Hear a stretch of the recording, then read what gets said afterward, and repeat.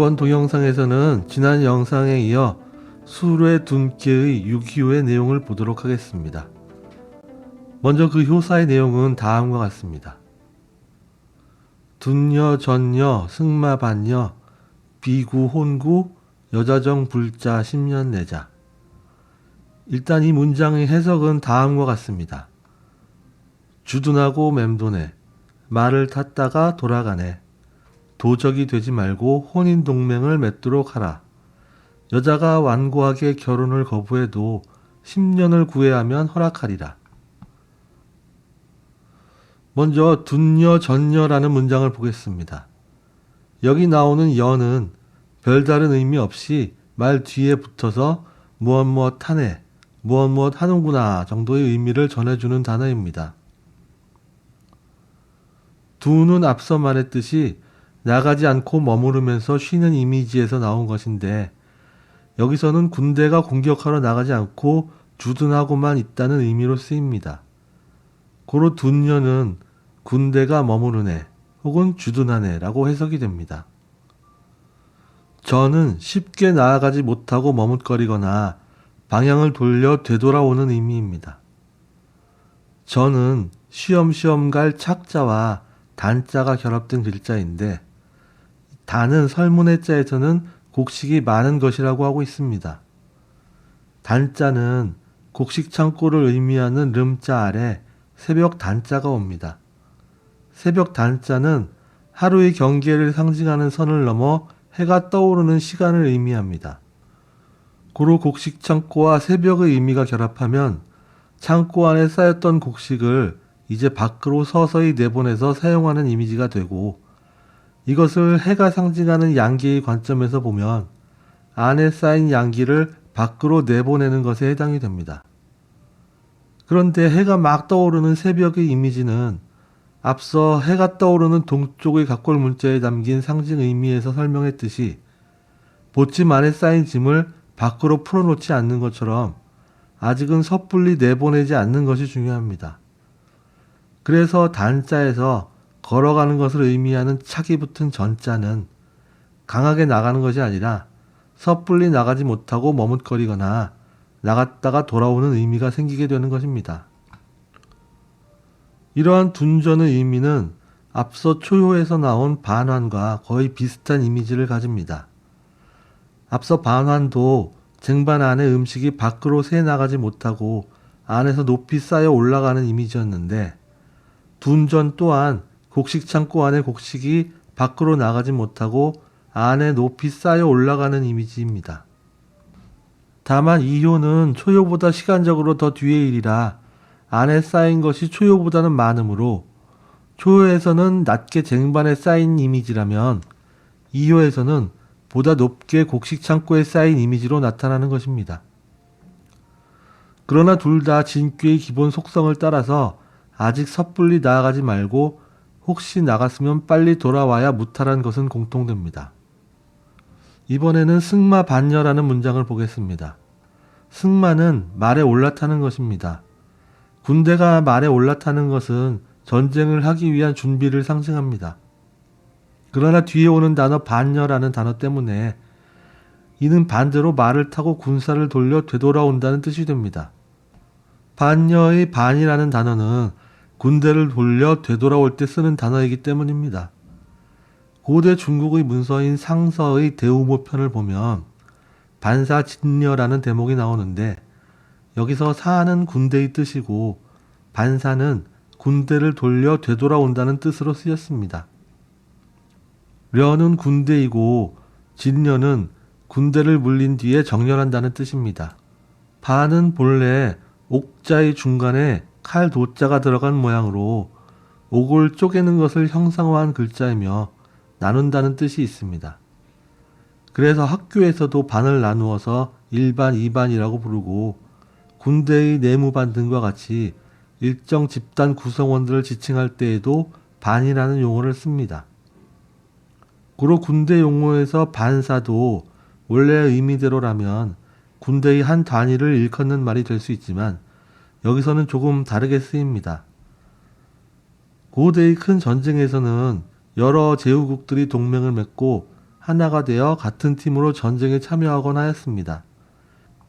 이렇게 여러 제후의 국가들이 하나로 뭉쳐서 전쟁에 나간 군대를 쪼갠다는 것은 군대가 각 국가별로 흩어져서 자신들이 국가로 되돌아간다는 의미로 나타나게 됩니다. 고로 반사는 전쟁에 나간 군대를 되돌려 돌아오게 한다는 뜻이 됩니다. 상서대우모편은 고대 중국의 하나라가 세워지기 전에 순임금이 나중에 하나라를 세운 우에게 부덕한 묘족을 정벌하라고 시켜서 우가 주변 제후국들을 이끌고 전쟁에 나갔다가 전쟁을 중단하고 군대를 돌려 돌아온 일을 말하고 있습니다. 그 과정에서 군대를 돌릴 것을 제안한 이기라는 인물이 오로지 덕만이 하늘을 감동시킬 수 있으니 무력이 아니더라도 덕으로 행하면 묘족도 감화될 것이라고 말하여 우를 설득하는 내용이 나옵니다. 이 말을 듣고 우왕이 군대를 철수하고 순임금이 덕을 펼쳐서 70일 만에 묘족이 감화되었다고 전합니다. 이 주제가 바로 후대의 주나라 초기의 일을 말하고 있는 수레둔께와 일치하는 내용입니다. 즉 자신을 왕으로 여기지 않고 부덕한 일을 벌이는 국가를 무력이 아닌 덕으로 자연스럽게 따르게 하는 것이 중요하다는 것을 강조하는 것이고, 그래서 우왕이 군대를 물리고 되돌아온 일에 나오는 단어인 반이라는 단어가 같은 주제를 말하는 주나라의 주역에도 나오는 것입니다. 이번에는 비구 혼구라는 문장을 보겠습니다. 비는 무엇 하지 말라는 뜻이고 구는 도적의 뜻이므로 비구는 도적이 되지 말라는 말입니다. 혼구에서 혼은 혼인을 뜻하고 구 또한 혼인 혹은 남녀의 성행위를 의미하는 단어입니다. 고로 혼구란 상대와 혼인을 하라는 뜻입니다. 여기서 도적이 되지 말라는 말은 상대 국가로 군대를 이끌고 정벌하러 가서 상대 국가의 재물과 권력을 강제로 빼앗아 오지 말라는 뜻입니다. 혼구는 상대 국가와 혼인을 통해 동맹을 맺으라는 말입니다.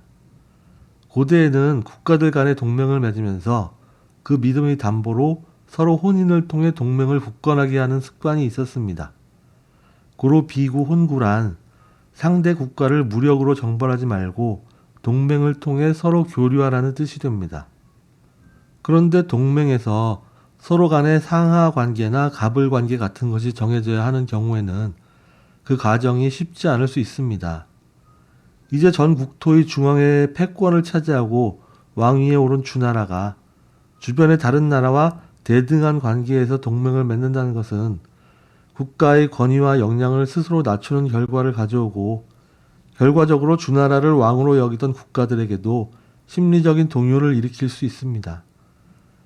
고로 주나라의 입장에서는 가능하면 자신이 왕이고 상대 국가가 제후의 입장에서 동맹을 맺어야 합니다. 그러나 주나라를 왕으로 따르지 않던 국가의 입장에서 어느 날 갑자기 주나라를 왕으로 섬겨야 할 이유가 없습니다. 그러니 동맹이 쉽지 않은 것입니다. 이러한 상황은 기존 왕조인 상나라의 유민들도 마찬가지입니다.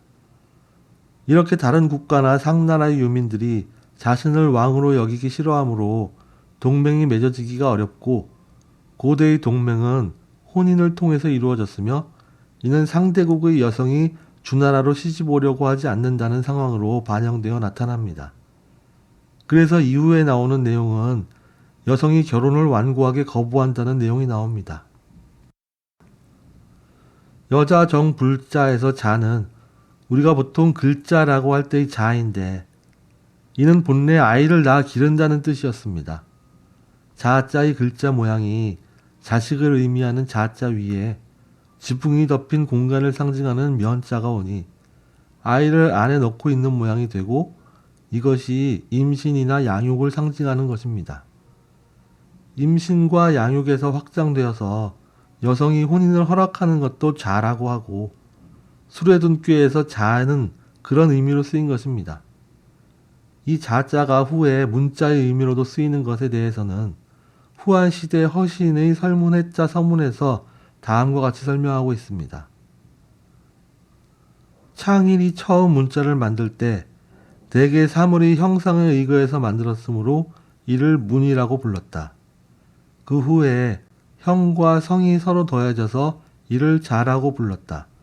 문은 사물 형상의 근본이고 자는 자라나 널리 퍼지는 것을 말한다. 즉 본래 글자는 사물이 모양을 본떠서 만들어졌고 그것을 문이라고 불렀는데 나중에 모양과 소리가 결합해서 만들어진 글자가 생기고 이것을 자라고 불렀다고 합니다. 아마도 남성과 여성이 혼인하여 아이를 낳아 기르듯이 형상과 소리가 결합해서 의미를 낳아 기른다는 의미에서 자라는 용어를 사용한 것 같습니다. 생명체의 자식도 부모를 닮아가면서 점차 변화하고 개체가 들어가듯이 글자들도 비슷한 발음을 가진 글자들이 비슷한 의미로 연결되면서 점차로 확장하고 많아지는 것이 마치 자식이 늘어나는 것과도 같다고 본 것입니다. 가령 강과 하는 모두 물 숫자가 붓으로 들어가서 물의 의미를 지니며 발음도 아 발음이 들어가서 비슷한 발음을 지니는 것과 같은 것입니다. 정은 앞서 초요에서 설명했듯이 서주 말에서 동주 초기부터는 바른 자세를 유지한다는 뜻으로 쓰였는데 간혹 바르다는 의미는 빠지고 한번 정한 방침을 바꾸지 않고 계속 고집부릴 때도 쓰기도 합니다.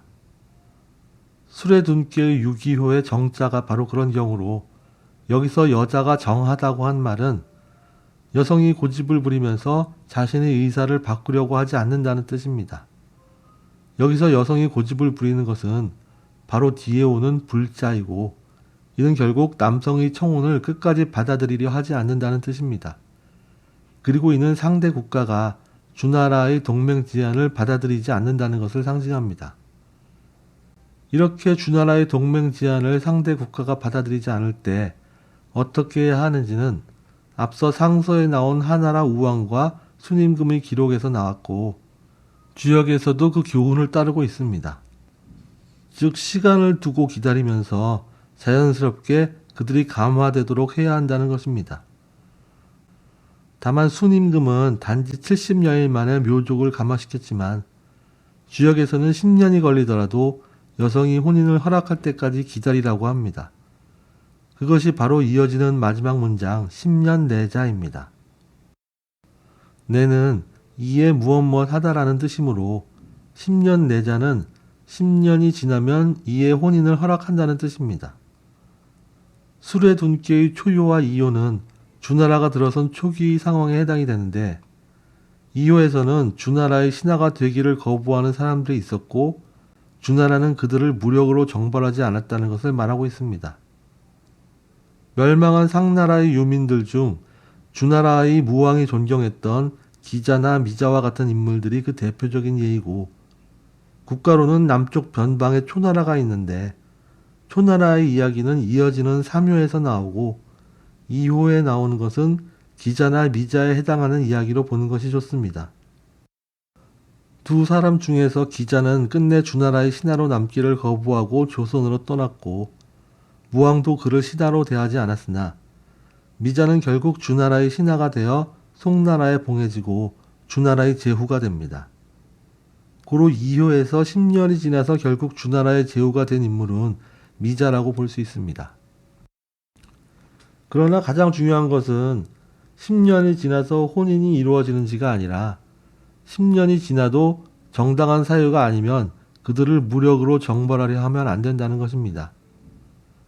제가 처음 주역책을 출판해서 낼 때까지만 해도 이 2호의 내용이 미자에 해당하는 이야기라는 생각은 못했었고 단지 전체적인 주나라의 건국 초기 상황이라고만 해석을 했었는데 지금 다시 보니 이 부분을 상나라 멸망 후 주나라의 신하가 된 미자의 이야기로 보는 것이 매우 합당합니다. 비록 미자가 남성이지만 주역에서는 이러한 군신 간의 동맹을 남녀 간의 혼인으로 비유해서 말하는 경우가 종종 있으므로 이것이 동성애나 그런 것은 아닙니다. 주역의 택산 함께에 나오는 남녀 간의 사귐도 사실 주나라 왕실과 미자의 관계를 들어서 주나라와 상나라가 점차로 하나로 통합하는 과정을 말하고 있습니다. 여기서 10년이 지나서 비로소 여성이 혼인을 허락한다고 할 때의 10년은 실제 10년이 아니라 그만큼 오랜 시간을 상징적으로 말한 것입니다. 미자가 송나라에 봉해져서 제후가 된 것은 주나라가 세워지고 삼감의 난이라는 상나라 유민들이 반란이 끝난 후인데, 주나라는 기원전 1046년에 시작되었고 삼감의 난은 1039년에 진압이 되었으며, 미자가 송에 봉해진 것은 기원전 1038년경이므로 이 경우는 실제 10년에는 1, 2년 정도 못 미치지만 거의 10년에 가까운 시간이 걸렸다고 할 수 있습니다. 진귀의 초효는 이제 막 세상의 모습을 드러낸 시기이고, 이효는 시간적으로 초효보다 더 뒤에 오는 시기의 일로 초효보다는 밖으로 나아가려는 욕망이 더 강해질 수 있는 때이지만, 그럴수록 더 참고 안에 머무르던가 나갔더라도 돌아와야 하는 상이 위주입니다. 이는 진이 하괴에 오는 모든 괴에서 공통적으로 나타나는 이미지입니다. 그래서 이때 평화적인 동맹을 맺으러 나가거나 상대와 화합하러 나가는 것이 아니라 전쟁을 하기 위해 나아간다면 크게 실패할 수 있는 상이 되는 것입니다. 이상으로 수루의 둔께의 유기효의 해석을 마치고 3효의 내용은 다음 동영상에서 하도록 하겠습니다.